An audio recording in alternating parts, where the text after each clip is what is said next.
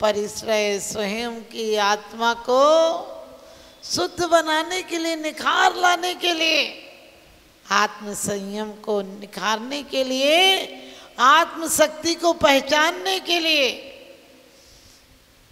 क्या कहते हैं, उपसर्ग परिश्रय सहे जाते हैं। और उपसर्ग देवकृत भी हो सकते हैं, मनुष्यकृत भी हो सकते हैं, त्रियंचकृत भी हो सकते हैं और प्राकृतिक भी हो सकते हैं। प्रकृति से भी तूफान चल जाए, आंधी आ जाए, नदी में बाढ़ आ जाए। कितने आप लोग पढ़ते हैं बड़े समाधि मरण में, कितने मुनि नदी में बहकर मुँह गए, इतने मुनि को गोधन में मार दिया, इन गाय के उपलों के बीच जला दिया, किसी को घानी में पेल दिया। कितनों को, कितना भी कोई बाहर से कष्ट दे सकता है, बाहर से सिर्फ प्रयास कर सकता है, लेकिन मेरा पुरुषार्थ जगे तो मुझे विचलित नहीं कर सकता है। ध्यान रखना, हम जिंदगी भर कहते हैं उपसर्ग परिश्रय, क्या करें, अरे आंख बंद कर लोगे तो उपसर्ग परिश्रय थोड़ी सहे जाएंगे। मान लो तुमने नियम ले लिया कि मैं 1 घंटे बैठूंगा और उसमें मन महसूस कर बैठ रहे हो, तो ये तो कैदी भी कर लेता है। कभी अकाम निर्जरा करे, भवनत्रक में सुरतन धरे, ये कोई बड़ी बात नहीं है। क्योंकि आपको लगता है साधु परिश्रय सहते हैं, साधु परिश्रय सहते हैं, लेकिन वो परिश्रय के साथ साथ आत्म शक्ति का अवलोकन कर कर उस सहन शक्ति को पा लेते हैं, जो कि एक दिन मुक्ति में साधन बन जाती है।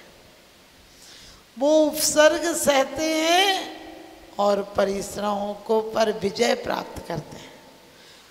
परिश्रय पर विजय करना, आपको पता है, परिश्रय भूख का है, प्यास का है, गर्मी का है, सर्दी का है, ज्ञान का है, अज्ञान का है, नग्नता का है, रति का है, 22 प्रकार के परिश्रय हैं जो कि आपको ऐसे निमित्त मिले, लेकिन तुम्हारा आत्मज्ञान इतना प्रखर पर पहुंच जाए जो तुम्हें लगे ये तो पर्याय की परिस्थितियां हैं, इनमें भी क्या डोलना। आप लोग बोलते हैं कि वन उपवन प्रसाद कुटी में नहीं खेद नहीं मनता हो, अथवा कोई कैसा भी भैया लालच देने आवे तो भी न्याय मार्ग से मेरा कभी न पथ डिग न पाए। अरे तुम बात तो इतनी अच्छी करते हो कि भगवान आदर्श से आपका अमृत बन मेरे जीवन में बिखरा, तुम्हारे आदर्श तुम्हारे जीवन में बिखरा। यदि तुम्हें 5 रुपया भी किसी से ठग लो तो चेहरे पर मुस्कान आ जाती है। तुमने ये नहीं सोचा कि 5 रुपये ठगे हैं लेकिन पंच परावर्तन को बढ़ा लिया है। रुपये तो तिजोरी में धरे रहेंगे, तुम अगले भव में किन किन पर्यायों में जाकर कष्ट सहोगे, कभी विचार आया? तो परिश्रय बड़ी सुंदर बात कही है कि जो हजारों वर्ष की तपस्या से कर्म निद्रा होती थी, वो पंचम काल की बलिहारी है, वो 1 वर्ष की तपस्या से भी हो सकती है। आचार्यों ने कितनी सुंदर व्यवस्था रखी है। वो परमात्मा कोई कष्ट नहीं देता है। आपको पता, अपन जरा सी गलती पे नरक जाओगे, नरक जाओगे। अरे नरक के लिए तुम एजेंट क्यों बने हुए, स्वर्ग के एजेंट बनो। अच्छी चीजें बताओ किसी को, क्योंकि जो तुम्हारी भावनाओं में चलता है, धीरे धीरे तुम्हारी प्रवृत्ति ऐसी हो जाती है, और धीरे धीरे प्रवृत्ति ऐसी हो जाती है तो आसक्ति और बढ़ जाती है। ध्यान रखना, आप मन में बार बार जो चीज सोचेंगे, फिर वो आपकी क्रिया में भी आना प्रारंभ हो जाएगी। और क्रिया में आई तो आपके वचनों से भी वही होगा। यही तो हमारे आचार्यों ने कहा है, जो योगनी की चपलाई ताते हैं आश्रव भाई, आश्रव दुखी कार्य घनेरे, बुद्धिवंत तिन्हें निरुबेरे। क्या होगा? आश्रव तो होगा, हो रहा है, हमें भी हो रहा है, आपको भी हो रहा है, शुभ भी हो रहा है, अशुभ भी हो रहा है। ये दुनिया सराय खाना है, ये दुनिया एक मेला गए, यहाँ सब कुछ मिलता है। मेला है, यहाँ सब कुछ मिलता है, लेकिन उस तरह से हालत है हमारी कि बच्चा मेला में आया, गुब्बारे देख रहा था, गुब्बारे से बोला, गुब्बारे वाले से बच्चा बोला कि आपने जितने सफ़ेद गुब्बारे उड़ाए हैं उतने ऊपर उड़ गए, क्या आपके काले गुब्बारे भी उड़ जाएंगे? उनने कहा काले गुब्बारे भी उड़ जाएंगे। उनने कहा लाल गुब्बारे भी उड़ जाएंगे? उन्होंने कहा हाँ लाल गुब्बारे भी उड़ जाएंगे। कहने लगे सारे एक से हैं क्या, सबके अंदर शक्ति एक सी है कि ऊपर उड़ जाएंगे? उसने कहा बेटा ये तो बाहर का रंग है, इसमें तो जो हवा भरी है वही उड़ने में कारण है। आप ध्यान भी रखना, हम किसी जाति में हो, सम्यक दर्शन के लिए कोई जाति प्रतिबंधित नहीं की गई है कि हिंदू को होगा कि मुसलमान को होगा कि जैन को होगा, सिख को होगा, ईसाई को होगा, बुद्ध वीर जिन हरि हर ब्रह्मा, कुछ भी हो, कुछ भी कह लो, जिसकी परिणति निर्मल हो जाएगी उसको सम्यक दर्शन प्राप्त हो जाएगा। और जिस दिन सम्यक दर्शन प्राप्त हो जाएगा उस दिन तुम्हारी परिणति, कहते हैं दुनिया में रहोगे लेकिन अपने आप में रहोगे। मैं जग में रहूं तो ऐसे रहूं जैसे जल में कमल का फूल रहे, फिर अंत समय में प्राण तजूं निराकार तुम्हारे चरणों में। क्या कहते हो, जब जब संसार का कैदी बनो निस्वार्थ भाव से कर्म करो, मेरे अवगुण दोष समर्पित हों, करतार तुम्हारे चरणों में। ऐसा भाव आता है। भगवान करते हैं क्या?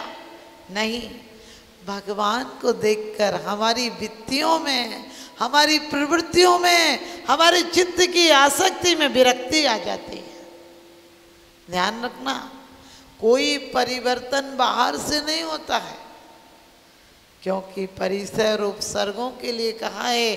जिस समय उपसर्ग आए हमारे मुनियों पर, आपको पता है उपसर्गों को भी उन्हें पता था ये पर्याय जन्म परिणति है।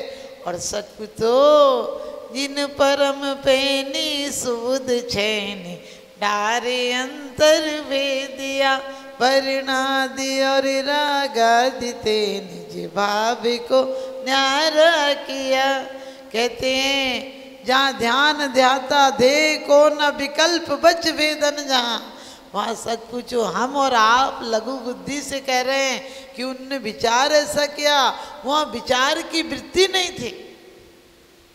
विचारों की वृत्ति तो हमें आता है, हम तो पूरे व्यापारी आदमी हैं, ये करेंगे तो किससे करें तो कितना लाभ होगा। हमने कहा तुम दुकानदार हो, मंदिर में भी दुकान ले आते हो, मंदिर में भी तुम्हारा भाई बिजनेसमैन रहता है कि यहाँ कितना जुड़ जाएगा। अरे जोड़ जोड़ के क्यों, परमात्मा के दरबार में छोड़ने आओ, जोड़ा तो बहुत है। कर्मों की कम बंद गठरी है क्या? कर्मों की पाप की गठरी इतनी भारी है कि चलना मुश्किल हो रहा है, संभलना मुश्किल हो रहा है। हमारी हालत उसकी तरह है। एक मित्र अंधा था तो दूसरे मित्र ने कहा चलो मैं तुझे यात्रा पर ले चलता हूँ। वो ले गया और उसे एक लाठी दे देता था कि थोड़ा बहुत चलना हो तो इससे मैंने अंदाज लगा के चलना। एक दिन रात को उस मित्र ने उठाया और कहने लगे चलो चलो सांप है, चलो सांप है। और लेकिन उसके पहले जो अंधा मित्र था उसने एक लाठी हाथ में आ गई थी, बड़ी लाठी चिकनी थी, मुलायम थी, बड़ी अच्छी थी। उसने कहा वाह, परमात्मा भी आज खुश होकर मुझे एक लाठी दी है और इतनी चिकनी मुलायम कि पूछो मत। और कहते हैं जैसे ही आँख वाला मित्र उठा, कहने लगा पागल हो, ये तुम्हारे हाथ में सांप है। कहने लगे अंधा हूँ लेकिन पागल नहीं हूँ। तू क्या सोचता कि आज परमात्मा ने खुश होकर लाठी दी तो तू मुझे अंधा बना लेगा? माना कि मैं आँखों से अंधा हूँ लेकिन मेरा अनुभव काम करता है। मैंने छू कर देखा है, मैंने छू कर देखा है, मैंने स्पर्श किया है। वो बड़ी चिकनी और प्यारी लाठी। उसने कहा अरे पागल, ठंडी इतनी है, एक सांप पकड़ गया है, तूने उसको पकड़ रखा है, तू फेंक दे। वो कहने लगा यदि तूने मुंह चलाए तो इसी लकड़ी से तुझे इतना पीटूंगा कि बस। मैं तो सोचता था तू मित्र है, मेरा दुश्मन है। एक लाठी देख कर तेरी इतनी नीयत बदल रही है। मुझसे कहता छोड़ दे।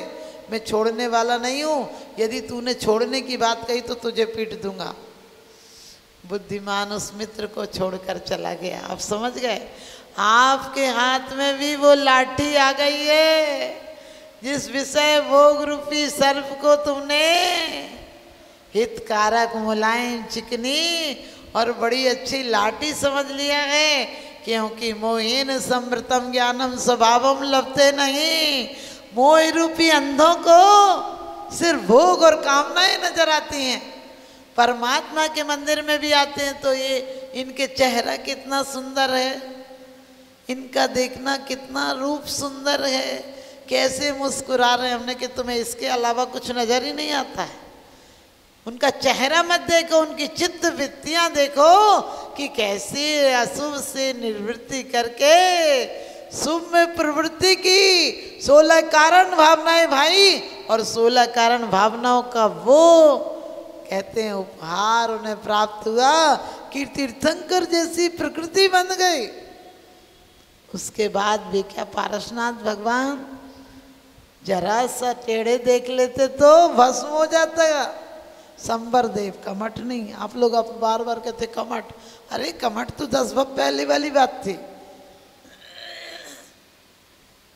कमठ ने उपसर्ग नहीं किया। लोग कहते कमठ ने उपसर्ग किया, कमठ ने कहाँ उपसर्ग किया। कमठ और मरुभूति तो पहले जहाँ से कहानी वहाँ से बात है। उस समय तो पत्थर ही तो फेंका था, लेकिन संबर देव था जब पार्श्वनाथ पे उपसर्ग किया।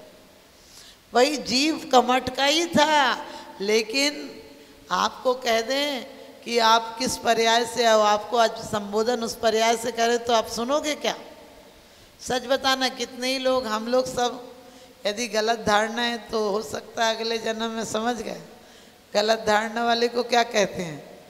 गधा कहते हैं। कोई किसी पर्याय से आए हो, आप ध्यान रखना, जब भी कोई जाता है तो बोले स्वर्ग ही जाएंगे। अरे स्वर्ग जाओगे? यहाँ आर्तरोध परिणाम से, एक ही का आर्तरोध परिणाम से मरा। मरने वाला जीव कैसी कैसी तिरछी चोनियों में गया है, नरक गया है। तुम इतनी आसक्ति से मर रहे हो और कहले स्वर्ग जाएंगे। अरे स्वर्ग जाकर भी क्या करोगे? स्वर्ग के देवता तो यहाँ भक्तों की सेवक बनकर आते हैं, तुम उनकी सेवा की याचना कर रहे हो। सम्यक दर्शन प्राप्त करो। और वो कैसे होगा? आप लोग सोचते होंगे कि साधु के लिए परिसर उपसर्ग बताए हैं, उनके लिए यदि 22 परिसर हैं तो तुम 22,000 परिसर सहते हो। आप कहोगे माता जी हम तो नहीं सहते। अरे कौन सा कष्ट है जिसमें तुम लोग नहीं जीते हो? सुबह से शाम तक दिमाग से टेंशन नहीं निकलती। पैसा नहीं था तो पैसा की आने की टेंशन, आ जाए तो रखने की टेंशन, और रख लो तो खर्च करने की टेंशन, और खर्च हो जाए तो और ज़्यादा टेंशन। टेंशन ही टेंशन है।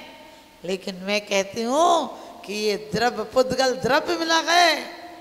आपको पता है द्रव्य, क्षेत्र, काल, भाव, ये सब मिले। आप जीव द्रव्य तो है, पुद्गल द्रव्य तो है। इसे कितना तुमने शुभ में लगाया, कितना शुभ में लगाया, हिसाब लगाना। वो रोकड़ लगाते हो वो तो यहीं रह जाएगी। ये रोकड़ भी लगाया करो कि ये मनुष्य जन्म इतना अनमोल व्यर्थ की बातों में, जिनका कोई सिर पैर नहीं होता है। तू क्या खरीद के लाई, तू क्या बना रही, तू क्या खा रही, तू कहाँ जा रही? अरे सब जा रहे। अपने आप को देखो कि मेरे परिणाम कहाँ जा रहे। मैंने यदि दिन भर में परिवार, बच्चे, पत्नियों के लिए यदि कुछ किया भी है तो इसका परिणाम जब मिलेगा तो कितना भोगना पड़ेगा। अभी सिर्फ छोटी मोटी बातों पर इतनी दुश्मनी बांध लेते हो। ध्यान रखना, आप चाहें तो दिन रात शुभ का बंद हो सकता है और अशुभ की निर्जरा हो सकती है, संबर हो सकता है। कोई परिस्थितियां मिलने दो। आप कहोगे माता जी हम तो नहीं सहते हैं। क्यों? आप व्यापार के दिन हो, कभी कभी बहुत ज़्यादा व्यापार चल रहा है तो भूखे नहीं रह जाते हो क्या? खाना छोड़ देना, असन छोड़ देना अनशन है, लेकिन आत्मोत्थान के लिए, आत्मशक्ति के निरीक्षण के लिए छोड़ देना तप हो जाता है, और शरीर को कष्ट देना आसक्ति से राग की पुष्टि के लिए आश्रम का कारण हो जाता है, संसार बंद का कारण हो जाता है। क्या कभी कभी गुस्सा होके महिलाएं या पुरुष खाना नहीं छोड़ देते हैं क्या? सोचना इन चीज़ों के लिए। अरे जैसी प्रीति आराम से ऐसी हरि से होए, चले जाओ बैकुंठ में पला न पकड़े कोई। कितना लोग करते हैं ऊन उधर। कभी कभी पेपर के दिन में या बिजनेस वाले नाश्ता नहीं बनाओ तो हल्का फुल्का कुछ लेकर चले जाते हैं, और सामने टिफिन रखा हो तो भी क्या कहते, पागल है, खाना खाने का टाइम है क्या? यानी तुम्हें भूख भी वैसे ही कम लगती है, क्योंकि मेहनत नहीं करते तो भूख भी नहीं लगती है। अब इसे खिला खिला के दिन भर कुर्सी पे बैठे रहोगे तो लीवर खराब नहीं हो जाएगा तो क्या करोगे? क्योंकि मशीनरी जब चले ही नहीं। एक आदमी से उसने कहा कि पंखा की 5 साल की गारंटी, बहुत अच्छा, ना टूटेगा ना कुछ होगा। तो वो आया, पंखा दूसरे दिन टूट गया। उसने ले जाकर कहा, तूने कहा था 5 साल की गारंटी। बोले क्या हुआ? बोले टूट गया। बोले तुमने क्या किया था? बोले इसको चलाया था। बोले मैंने ये थोड़ी कहा था चलाना, चलाने के बाद गारंटी थोड़ी कही थी। तो बोले क्या करना था फिर? बोले इसके आगे बैठ के गर्दन हिलानी थी तुम्हें। समझ गए? पंखे की पाखुड़ी नहीं हिलाना थी, गर्दन हिलाना थी। तो ध्यान रखना, ऐसे पंखे तुम लाए हो जो हवा नहीं देते हैं, जिनके आगे तुम हिल रहे हो, तुम पूरे दिन चक्री की तरह। वो पैसा कहता है तू पागल, मुझे कमा कमा के छोड़ जा, मैं हवा नहीं दूंगा, तू हिलता रहे मेरे चारों तरफ। और एक आदमी ने साइकिल खरीदी, साइकिल वाले ने कहा कि बिल्कुल गारंटी है, ना टूटेगी ना फूटेगी ना कुछ होगा। बोले कितने? बोले 1 साल की। वो दूसरे शाम को ही गया, कहने लगे तूने 1 साल की गारंटी की थी, ये टूट भी गई फूट भी गई। तो बोले कहाँ टूटी है कहाँ फूटी है? तो कहने लगा कि देखो हाथ की हड्डी टूट गई और आँख फूट गई। तो बोले क्या हुआ? बोले साइकिल से तो हुआ। बोले वो कहने लगा मैंने साइकिल की गारंटी दी थी, तेरी कोई गारंटी नहीं दी। तुझे चलाना ही नहीं आता तो फिर टूटेगी फूटेगी। आप भी ध्यान रखना, ये साइकिल खरीद के ले आए हो 1.5 रुपये साइकिल, यदि चलाना नहीं आएगा तो हड्डी भी टूटेगी और आंख भी फूटेगी। हमारी वही हालत हो गई। तो आप भी ध्यान रखना, ज़्यादा चालाकी मत देना। अंसा नून उधर व्रत परिसंज्ञान, कहता जैसा मिलेगा तो लेंगे, नहीं मिला तो नहीं लेंगे। लेकिन आप सच बताओ, आप क्या कर रहे हो? यदि ये चीज़ घर में आई तो खाना खाऊंगी, नहीं तो नहीं खाऊंगी। अरे चीज़ों के लिए भी क्या मरना? अपनी परिणति देखो कि आज 1 घंटे मंदिर में सामायिक करेंगे, पाठ करेंगे, किसी की निंदा नहीं करेंगे, किसी की चुगली नहीं करेंगे। कोई बताएगा तो मेरा मन नहीं जाएगा। उस समय ये नहीं कि पति की कमाई नहीं है तो नहीं लाएंगे, नहीं, विचार करो कि जो मेरा सहयोगी है, जो मेरा साथी है, उसे भी मोक्ष मार्ग पर ले जाएंगे और हम भी चलेंगे। हमारे अन्याय का घर में धन नहीं आना चाहिए, और यदि आ गया बाई चांस, आजकल इनकम टैक्स आदि की तो थोड़ा बहुत करना पड़ती है फेरी, तो यदि करना भी पड़े तो उसे उन अच्छे कार्यों में लगा दूंगा जो चेतन में लगा दूंगा, जो मेरे साथ मेरी चेतना को सुंदर और सुगंधित बना देगा। ये फालतू की चीज़ों में यदि कोई कहे क्यों तुम्हारे घर में ये चीज़ नहीं है क्या, खरीद लो, आजकल तो बहुत सस्ती आ रही है। सस्ती का मतलब ध्यान रखना, छूट आती है 50%। वो पहले ही इतना रेट बताते हैं कि 50 में क्या, 100 की चीज़ 200 बता देंगे, उसके बाद 50% की छूट दे देंगे। तो पागल थोड़ी हो, सोचो तुम्हारे लिए दिवाली आउट करने बैठे क्या? उस समय क्या विचार आना चाहिए कि अरे एक चीज़ आ भी गई, घर में पति को बेईमानी के मार्ग पर चलना पड़ा, मैंने उसकी अनुमोदना की तो वो भी नरक जाएंगे, मैं भी नरक जाऊंगी। मैं सहधर्मिणी हूँ, धर्म पत्नी हूँ, कहूँगी कि नहीं कम है तो हम कम में भी गृहस्थी चला सकते हैं। तो ध्यान रखना, ऐसी वृत्ति बनाओ, चित्त की वृत्ति शुद्ध हो जाएगी तो काय की वृत्ति अपने आप शुद्ध हो जाएगी, और शुद्ध हो जाएगी तो तुम्हारी एक दिन मुक्ति भी निश्चित हो जाएगी। तो अपनी चित्त वृत्तियों को, मनोवृत्तियों पर निरीक्षण करो। यदि किसी के यहाँ अन्याय का पैसा आकर कोठियां बन गई हैं, खरबपति हो गया, अरबपति हो गया, तो ये मत सोचो इसका खूब पुण्य फल रहा है, मेरे घर कब आएगी। नहीं, सोचो परमात्मा मुझे मेरी संतुष्टि, मेरी आत्म संतुष्टि बनी रहे, जो कि मुक्ति में साधन है। आसक्ति तो नरक के लिए कारण है।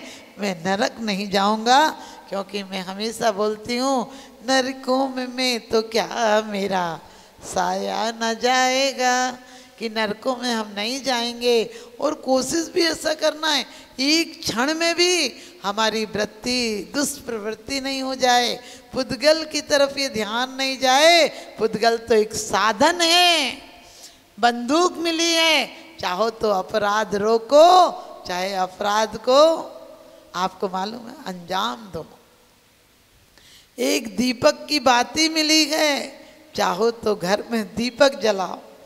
आपको दिया सलाई मिली है, कहते हैं तिल्लियां तो माचिस की एक सी थी, तिल्लियां तो माचिस की एक सी थी।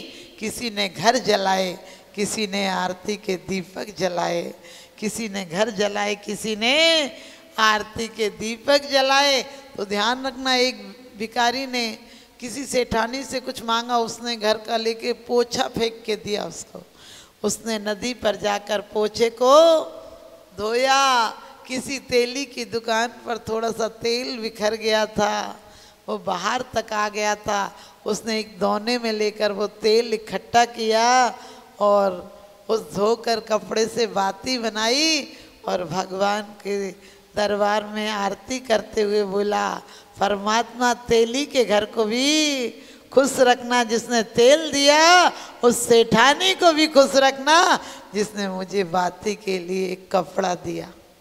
हमारे अंदर ऐसी वृत्ति है क्या? हम बात बात पर झगड़ने को तैयार हैं, मन को नाला बना लिया है, कोई भी आओ बस गंदी चीजें निकलेंगी। इसे सुंदर झरना बनाओ, इसे शांत झील बनाओ, चाहे सोने के कंकड़ फेंको, चाहे पत्थर फेंको, झील में हलचल हो जाती है।